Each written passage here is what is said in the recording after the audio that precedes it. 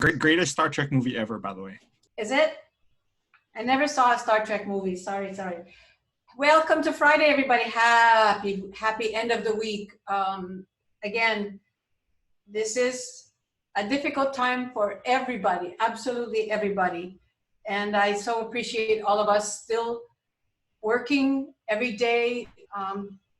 We think that face-to-face meetings are exhausting, but I can assure you that Zoom meetings are far more exhausting. And when you have 6 hours a day of Zoom meetings, you go home and you're just like a dish rag.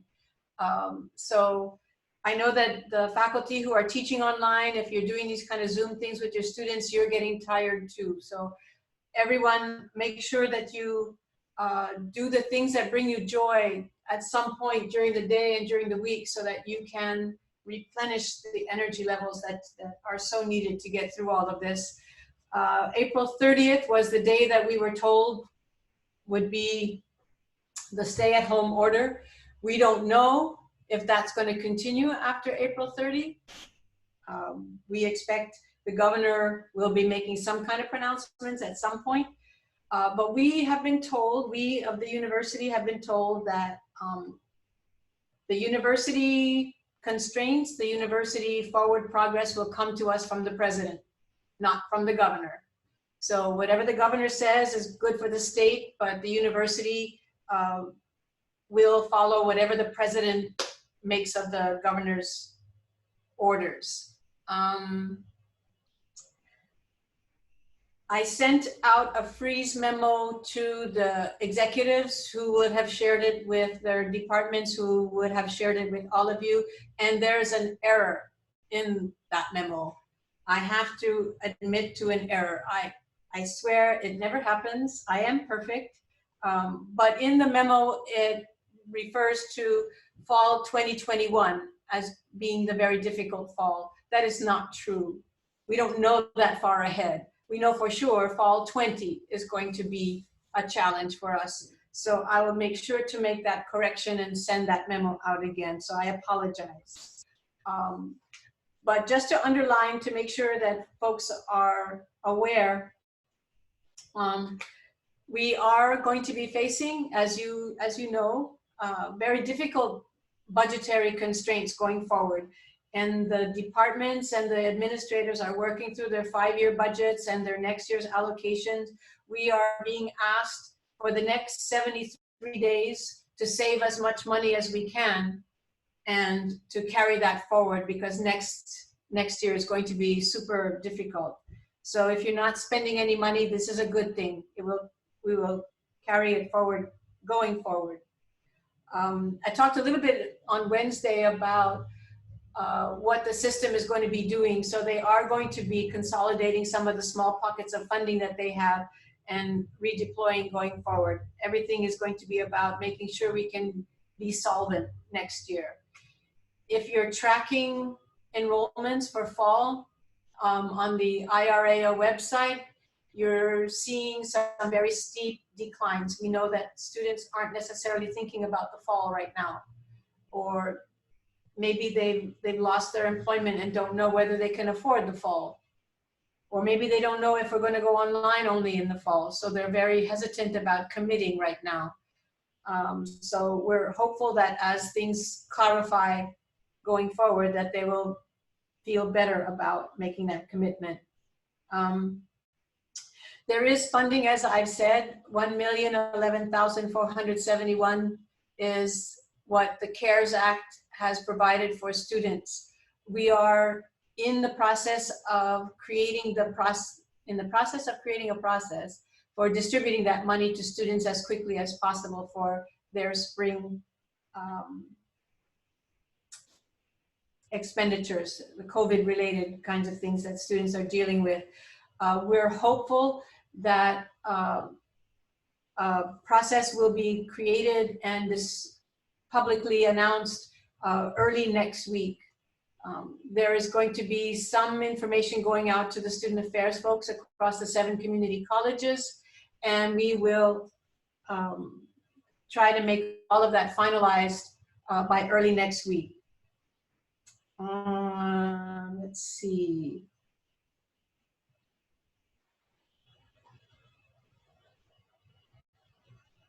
we are, the 7 community colleges are meeting with our senior leaders, Mike, you and Erica, all of us individually, to advocate for the personnel that we want to push forward as exemptions to the freeze. I can tell you that that process is very challenging. The president has said he will make very few exceptions to the freeze, and so we are being held to that by the seniors. And so there is a process in place, the senior leadership, not the senior students, by the senior leadership, and so we will be forwarding our request to them. It is not an easy process. I know that Kara wants to share something about a Padlet that's being developed. That's So, right. okay, Sorry. Kara, go ahead, and then I'll get to Yeah. the executives. Go ahead, Kara. You have the Okay, floor. sure. Okay, thank you. So this is in relation to Miki's Padlet that she had started to garner student student feelings right now. So can I have a thumbs up for those who've checked it out? Awesome. I see some thumbs. That's great.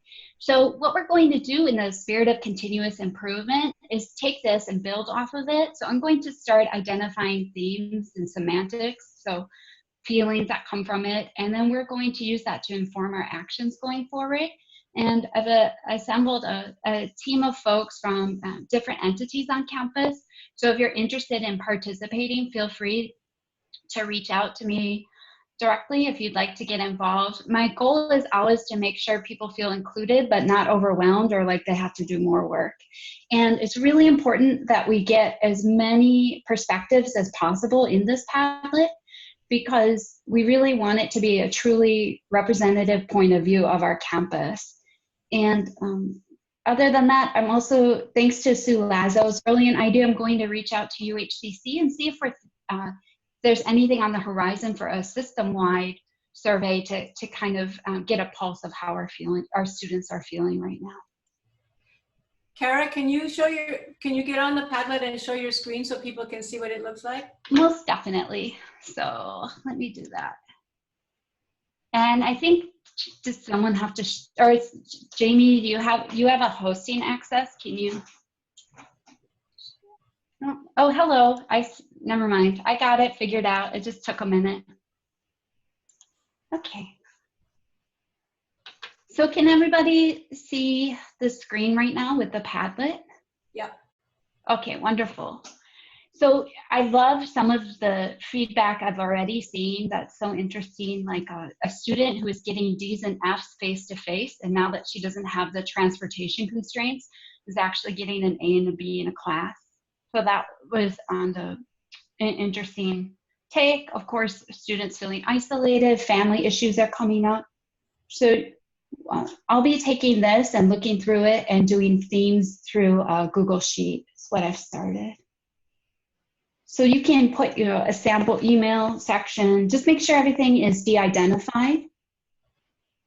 And also, that DOE being closed and the impact that's having on the family structure, which we talked about earlier this week. And then, of course, some folks are saying, hey, my students haven't been logging in. And then Miki responded, hey, let us know if you need a counselor. So this is a really great tool that we can use to get a collective voice of what's happening at the moment. Thanks, Carol. Thank you. When people share their screens and it's not my screen, I get totally frustrated because I'm trying to move everything and it won't move. I'm just such a control freak. I'm sorry.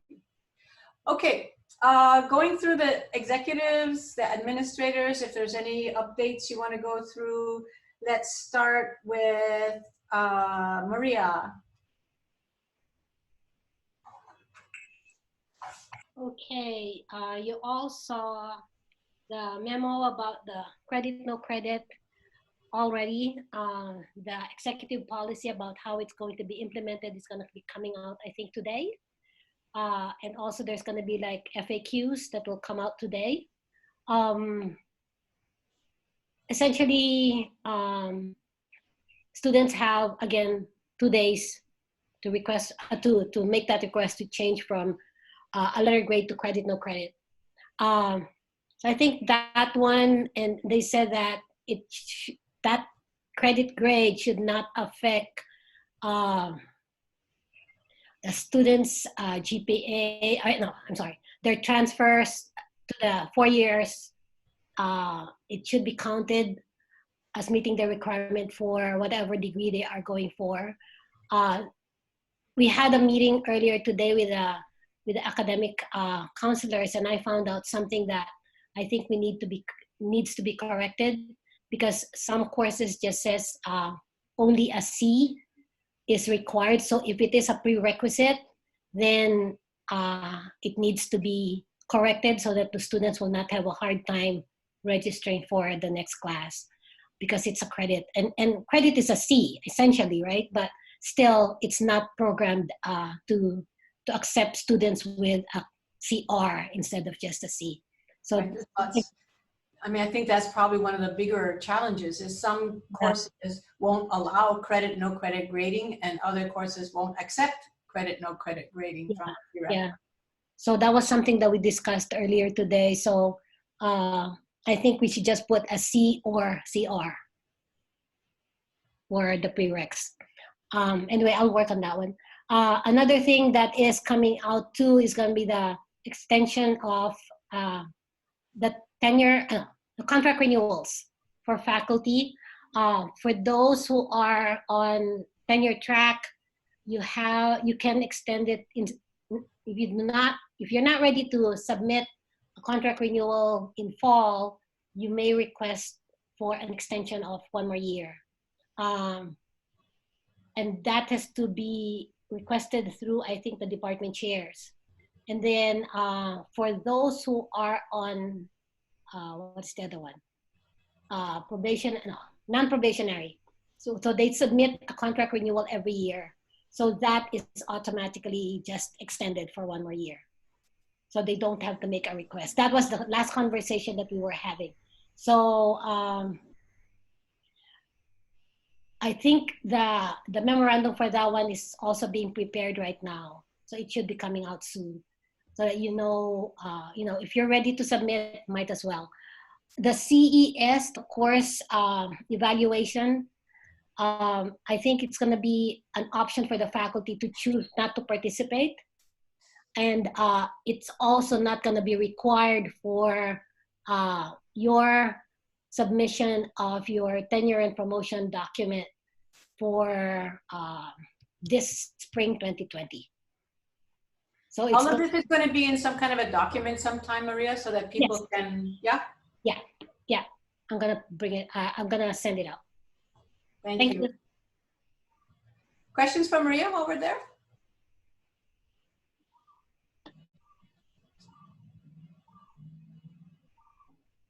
Okay, well, we hope that, sorry, Lily, sorry, I'm late getting clicking my unmute.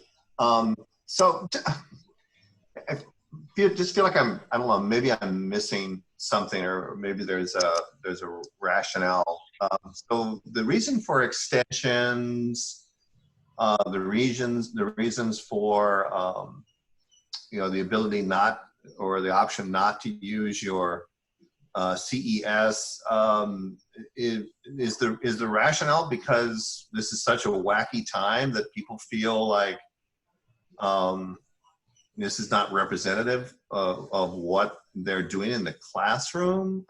There's something I'm missing, and maybe I don't know how to even ask the question in the right way, but can I get a little background of why are these conversations taking place? Because I'm not quite sure if I understand. Because we require, like for example, we require course evaluations to be submitted with contract renewals, right? But this is a very wacky semester because they, students did not sign up for an online class, and therefore they could be saying anything in, their way of evaluating the course is going to be like crazy, because one part of it was face-to-face and another part of it is online. So in order to avoid any of those things, there are several faculty who have brought it up with some of the VCAAs and saying that if possible, just for this one semester, it should not, if we could not include it in the submission of the contract renewals. But it's an option. But they can still sign up for it so that they can get feedback from their students. But if they have an option not to include it, if they don't want to. Okay. Yeah, because I know there's been a lot of conversation about adding in some verbiage that talks about this transition, and asking students how that transition has gone. But I don't know. I guess I'm thinking about the amount of effort that's been put in by faculty, and to me it would be one of those things that I would hope would be recognized. Maybe it won't be. I don't know, but I can't imagine. I just can't imagine the students would hold us accountable for having to go online. What I would hope that they would express to us is an appreciation of the effort that was put in, and I would think that would be something that would be valuable in any kind of a document that you'd want to do. So that was one part of it, but I don't quite understand the extension of these documents, again, because we feel that it's such a damaging time for us that whatever we submit, I mean, I don't know. I think it's just time for the faculty to be able to submit a well-prepared document because of everything that they're doing now. They're learning how to teach online. They're doing all of these other things that they were not ready for, and then prepare a document that is representative of everything that they've done. It's just giving the faculty some leeway in order for them to be able to write something about their contracts, which gives a better picture of what they actually have done, and not because of these crazy things that is just going to be thrown in there. Yeah, I think it's just providing people with options. And I'm sure if the faculty member felt ready and felt, I'm not going to wait a year, then I'm just going for it, then I think they should. Yeah. That would be their choice, for sure. Option. Okay. There are still some comments going on in the chat box, so feel free to keep looking and reading. Noel, anything you'd like to share? Yeah, so I just want to follow along with what Maureen was saying about the credit, no credit options. There might be some confusion on our campus because before this was created, when we extended the last day to withdraw to April 30th, that option to change credit, no credit also went to April 30th. So now with this new option that just came out, which is now in May, our students may be confused. So I'll be updating the website with a new document that should be emailed shortly from the system. I'll also be working with our registrar's office to identify those students who may have switched early. I think the total number was less than 15, so we'll give them the option to kind of switch back in. So in case your students are confused about that, that's where the confusion is. When we extended the W, we also extended that credit, no credit, but this new policy is now going to override it. So give me some time to work through that one. In terms of some other things I wanted to talk to you guys about, this is just some of the data about I'm going to put it in the chat. Oh, sorry, not there yet. I got to get it. But some of the data from the urgent student relief funds, some of the funds that was raised, the amount that was awarded across the campus. And here we go. Okay, so basically in the chat box, you guys can kind of look at that. Those are the numbers. So overall, UH Foundation raised just over $1 million in that short period.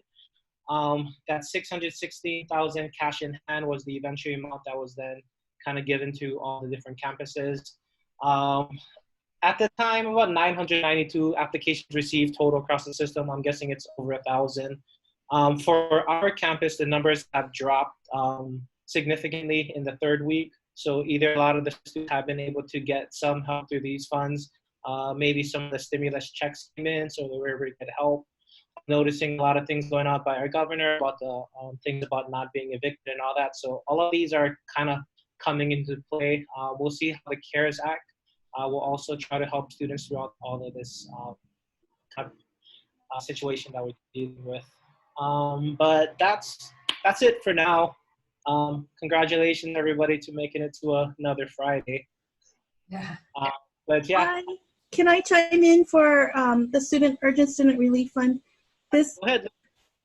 The awards going out to the student was only like the first round. There's more coming. So if there are students in need, please keep asking them to apply, because as we receive the 1 million, a lot of it is in pledges and it hasn't come in yet. As we receive the cash, we'll be allocating more to the campuses. So it's ongoing, and we hope to keep it as long as we can.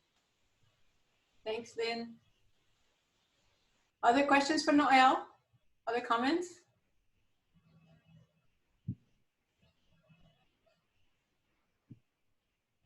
Okay, Brian. Good afternoon, everybody. Happy Friday. Just a couple of announcements. Louise always tells me people need to hear things 7 times before it sinks in. So this is about the 3rd time I'm saying some of these. First one is what's critical. We have a federal safety and security, campus safety and security report that's due, and those responses to the feds are due on April 30th. So if you are considered a campus security authority, you would have gotten an email from Jacob Choi, our safety director.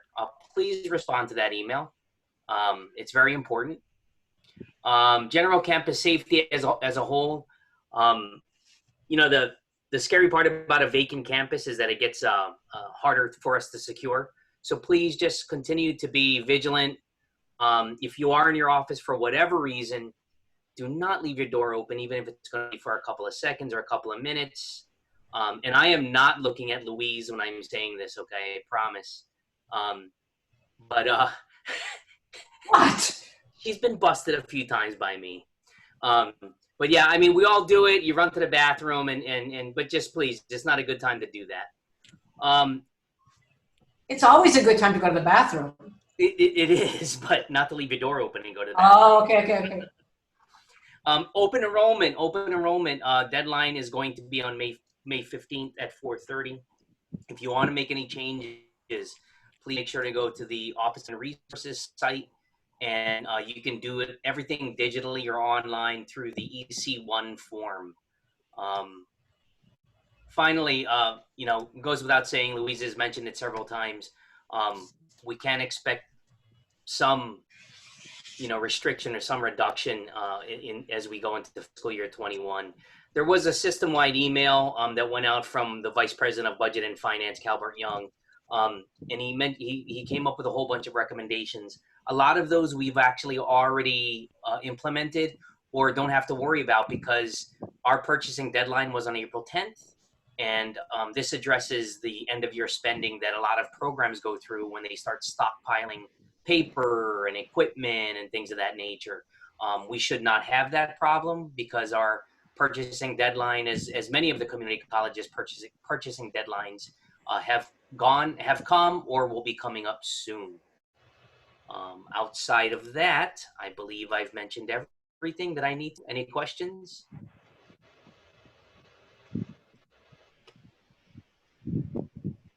Thank you very much. Thanks, Everyone have a great weekend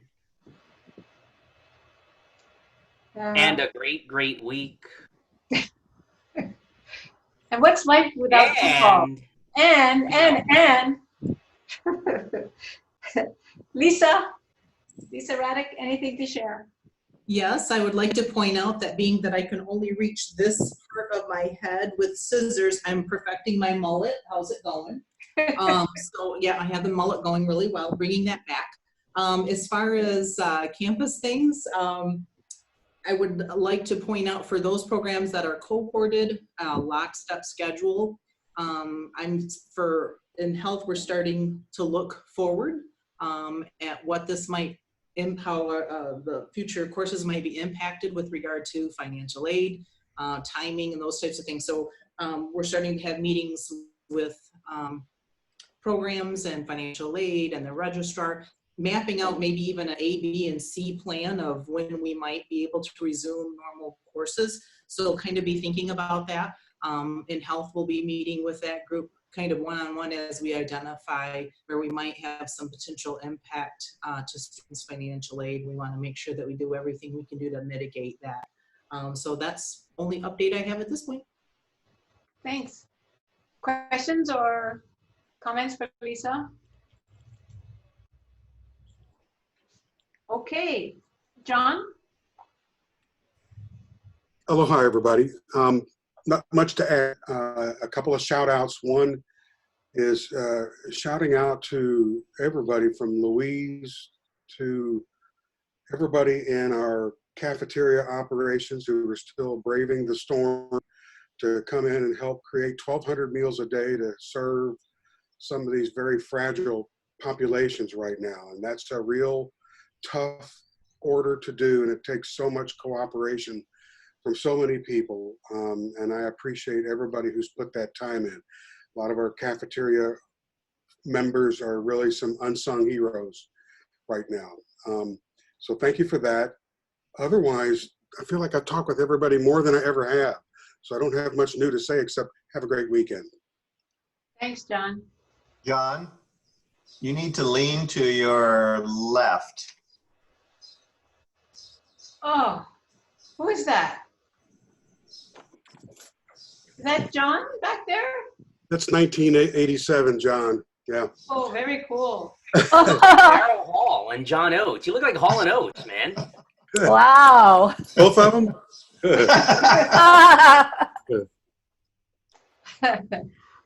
Maybe we should do that. We should just put pictures up from a long time ago. That'd be fun. Let's do that next week. Find some old high school graduation or some whole college picture and put that up as your face instead of your real face. Oh, what a great idea. Then we'll have to figure out who is that gorgeous person. Looks like Hall and Oates, both of them. Nava'a.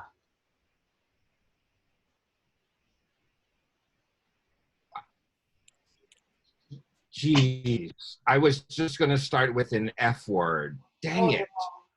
Forgiveness. Forgiveness. That's an F word.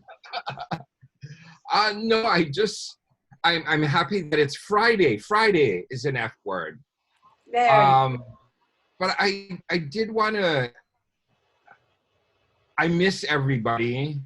I think it was Wednesday where myself, Maria, and Louise ran into each other, and we had to sit down 6 feet away from each other, and I think we talked for maybe 45 minutes because we kind of haven't seen each other in person.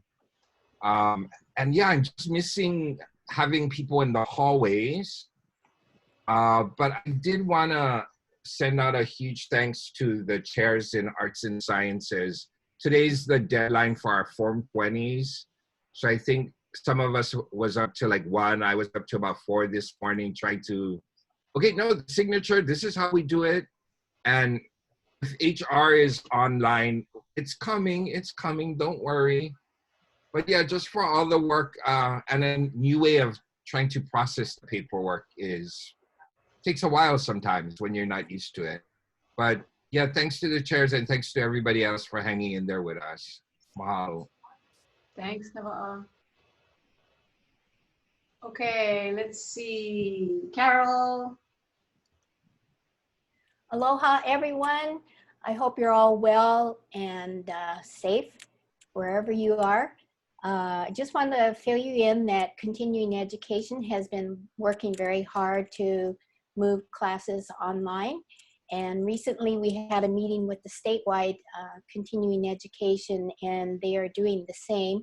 We're trying to collaborate together to get more classes online, and we're also having discussions about how to do revenue shares if we do classes that are offered statewide. At our recent meeting, we had Tammy Oyadamori attend the meeting, and she said that she is in the process of pitching an idea to the governor's office about getting some CARES money. Apparently there are different buckets of CARES funding to offer some short-term training, anywhere from week-long to 6-week training, funding to provide training to help people get into jobs and so forth. So she's also talking with Chamber of Commerce and others. She also shared with us that there appears that there are jobs out there. It's just that people don't really know where some of those jobs are. And so she's trying to build up these partnerships so we know where we can help people find them. And I guess that's about all. I wanted to say thank you to the campus for everyone who's working so hard to get through this really difficult time. And to my colleagues on the ELT, you're wonderful. Thanks, Carol. Any questions or comments? Anything else to share for continuing ed?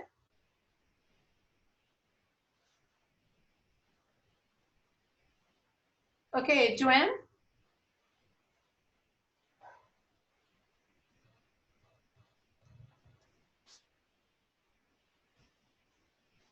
Joanne?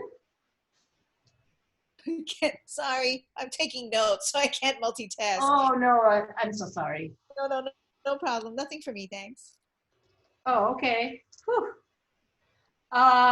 Okay, I'm responding to this. Sorry.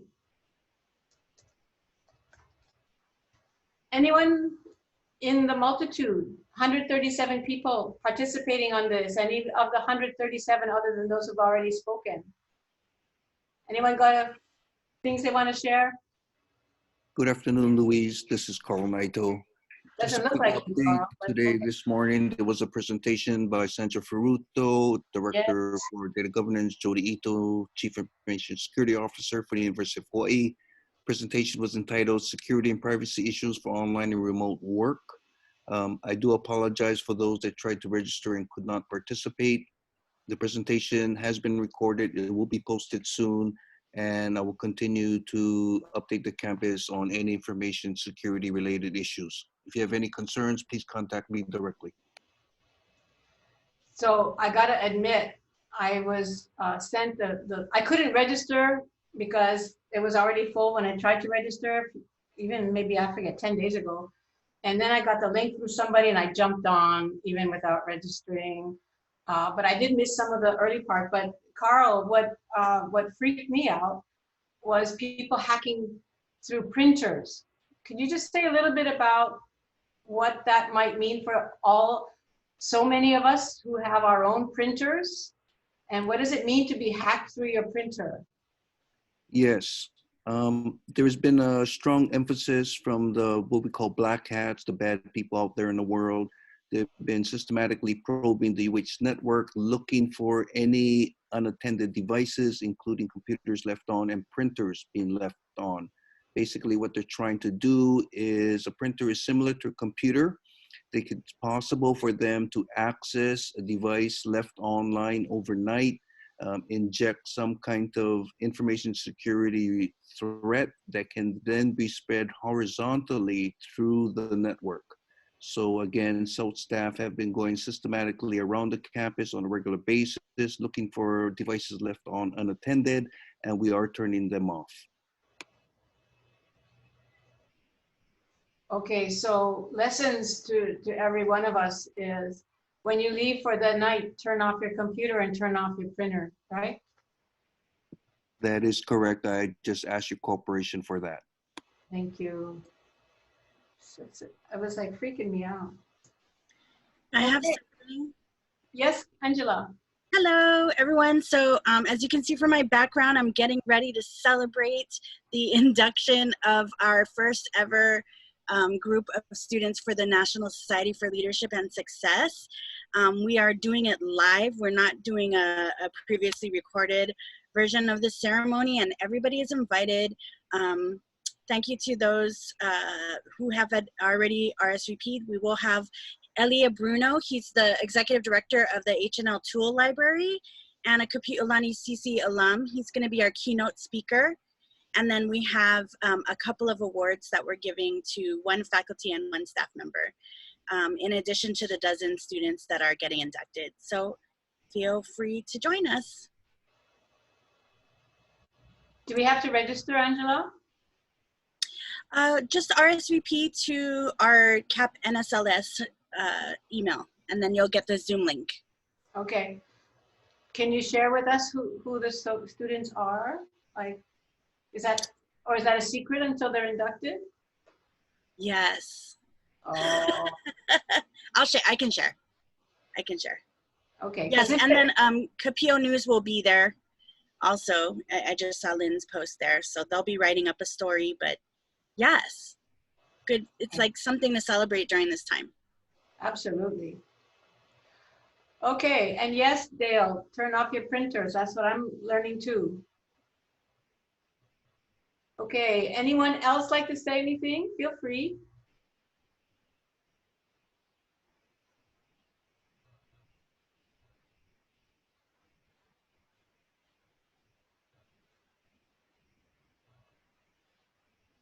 Annie posted a question. What question?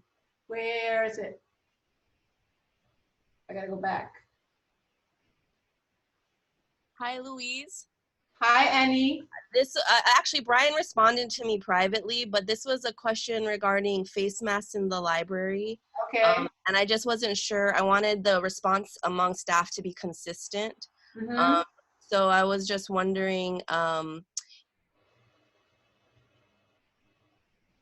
or what, and oh, Brian says he's going to send an email to everyone, but basically it sounds like they're going to be required to have a mask when interacting with staff or security, and if they're studying far away from people, they can take their mask off.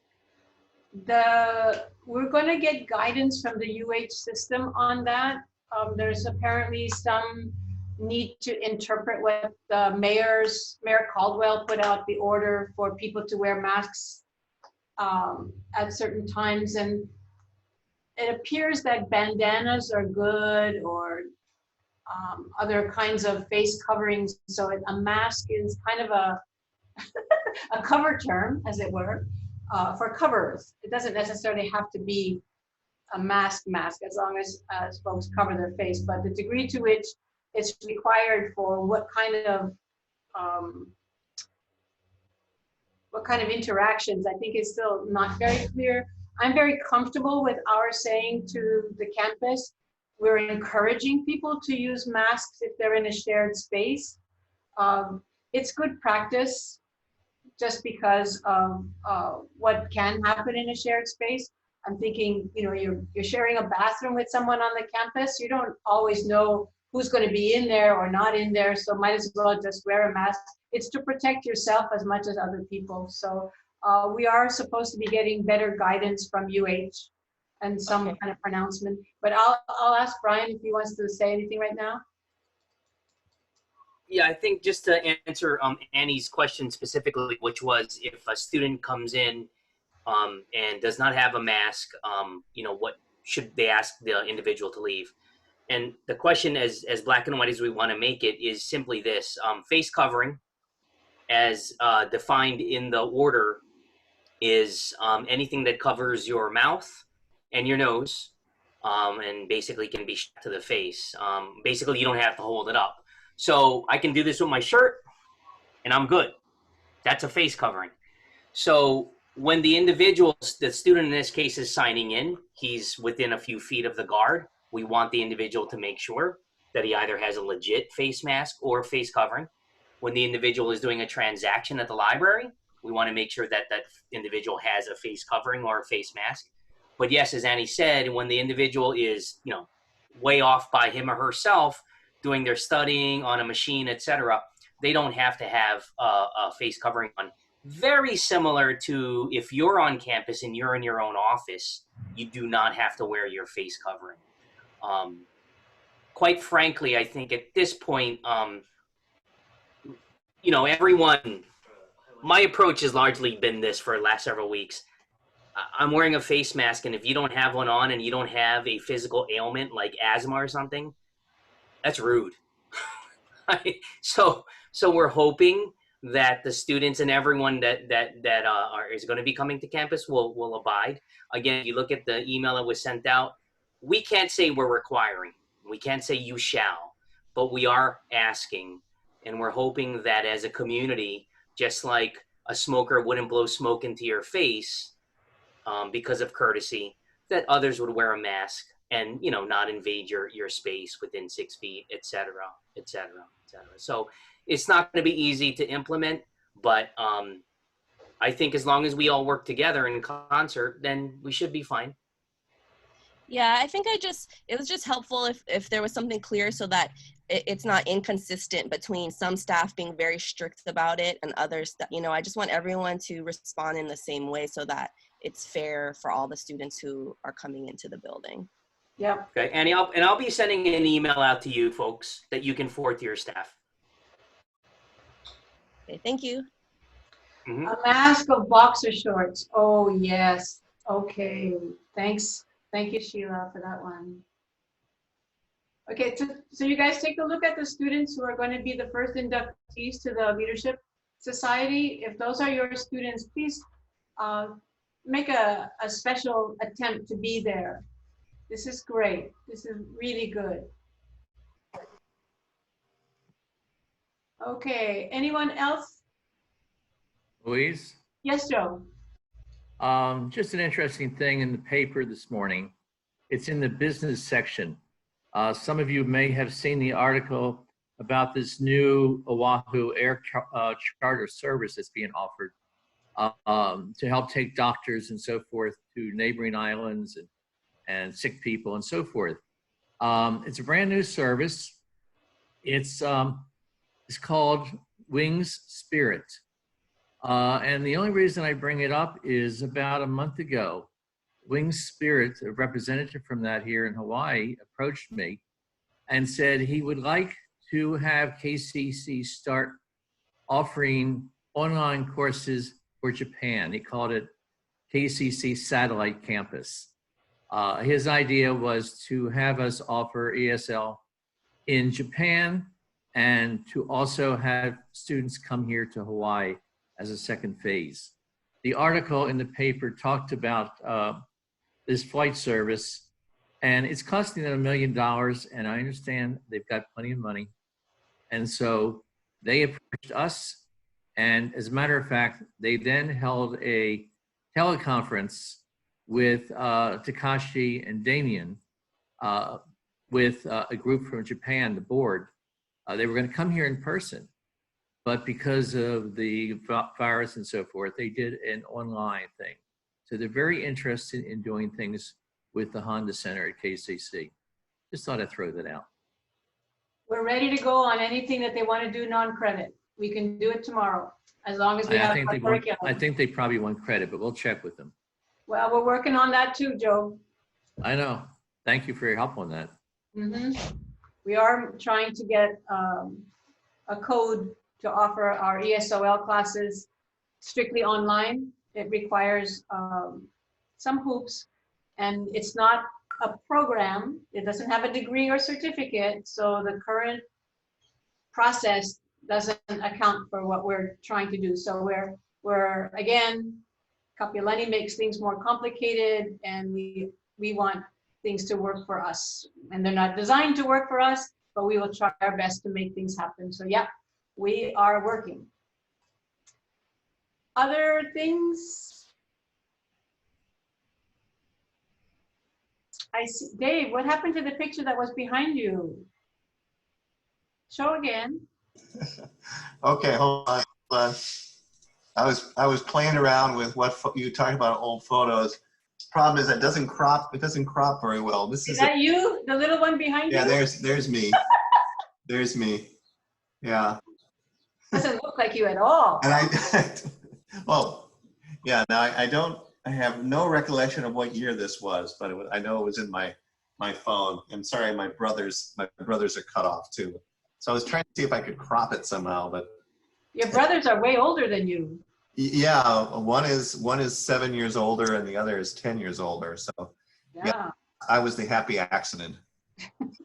Not the embarrassment, no? No, well, maybe so.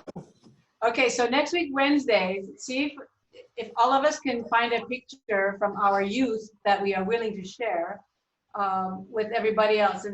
And I think when we do that, I'm going to want everybody to say something so that their picture comes up each time. So is that you, Lisa? Oh my God. Except that it looks so terrible because of your picture frame is between your eyes. That looks awful. You have to get a It's blank her wall face or something. covering. She has a face covering on. Good one. That's a good one, but it looks spooky. Okay, Tony has a question. Go ahead.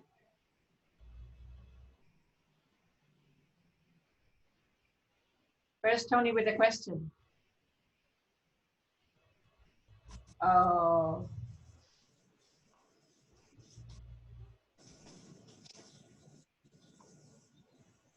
Has KCC considered the feasibility of making Turnitin available to faculty? I think that's a Maria question. I know WCC has been using this, and I asked Charles about it. He was not very happy with it, so I don't know. I'll talk to him again about it. Okay. And I don't know how much it's going to cost. That's the thing. Yeah. So if you recall, one of the things I said at the very beginning was we're saving money, saving as much as we possibly can to carry over for next semester. So new expenditures at this point would not be necessarily in the best interest. If other faculty have thoughts about, thanks, Tony. If other faculty have ideas about how can you monitor plagiarism without spending $10,000, that would be a good thing. So please send your thoughts and your suggestions to Maria. Since Tony's asking for a friend, I'm not going to say ask Tony to gather these things, but if faculty have ideas about, oh, Blake, you guys want to talk about something? Okay, hold on. So if you have ideas about how to really monitor plagiarism without going out of pocket for too much, please let Maria know. Okay, Blake and David have something to share about placement testing. Lisa says Grammarly.com. Lisa, I'll give you a chance to speak just after Blake and David. Okay, are you able to hear me, Louise? Yes, sir. Okay, very good. So just wanted to give an update. This is David. I'm with Blake right now. Basically, we met with the other Oahu testing centers yesterday, Windward and Leeward. We have an update for placement testing. We will be able to proctor via Zoom. We're still working out on the details, but basically testing is going to be by appointment only. We'll have some information pages, a link for people to schedule an appointment, and we'll provide other information as soon as we're up and running. Our service, we will need to run it by, we'll have to do some mock testing and work out some technical stuff, but once we have everything up and running, we'll let the campus know. Okay. Thanks. That's good news. When you get everything all worked out, you can come back and tell us exactly what we need to help the students know how to do. And I see that. This is Blake. One more thing. I've got a question about retest fees. Do we waive those fees, or how do we go about doing that? Let's talk that as you work out what your processes are going to be, your procedures are going to be for Zoom, AccuPlacer, testing. Let's talk about that. Okay. Thank you. Thank you. Okay. And I see that there are some other alternatives to turn it in. Thank you, Helen.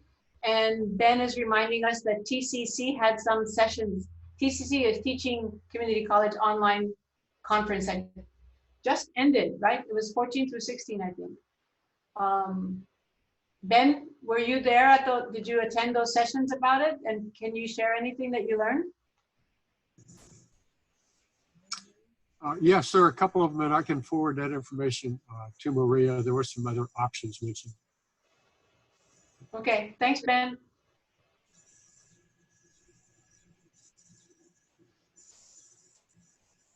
Other final thoughts for Friday?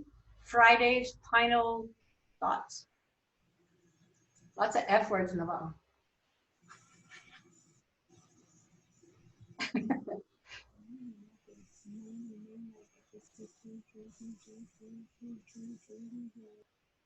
Kara put her picture up too. This is going to be so fun, you guys.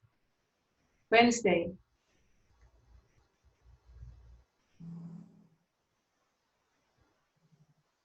Do we share recordings? Yes, the recordings are available online. Next week, update meeting Wednesday, Friday, 1 o'clock. Same bat time, same bat station.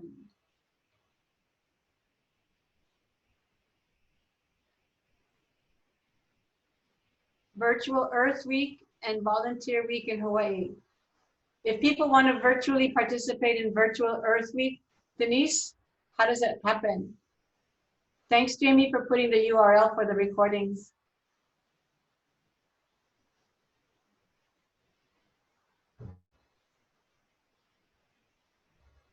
Okay. All right, Denise, thanks. We also, I think we're still typing up the notes from this so that if you don't want to listen to the whole 60 minutes, you can just read notes about it. So we'll make sure that the URLs that are shared in the chat box get put in those notes. And everything is available on our COVID-19 website.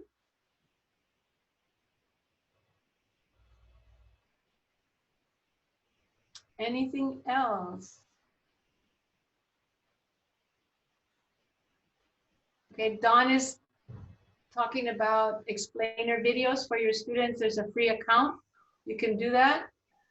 Oh, Angela's put in the Volunteer Week Hawaii link. Great. Thanks. So make sure those get put into the notes too.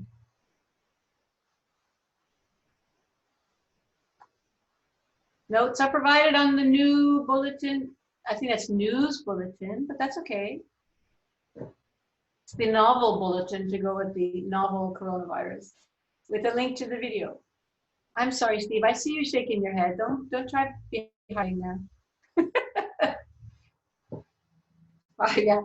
So Steve Singer, I don't know if you can see Steve. Steve, say something so that your picture comes up. Yes, what can I tell you? You've got DNA double helix behind you, and I was just watching the show on PBS. I taped it about the gene, so it's totally appropriate. Yes. It's great. I thought it might be. Yeah. It was really very, very interesting. Okay, we're almost at time. Last thoughts, anyone?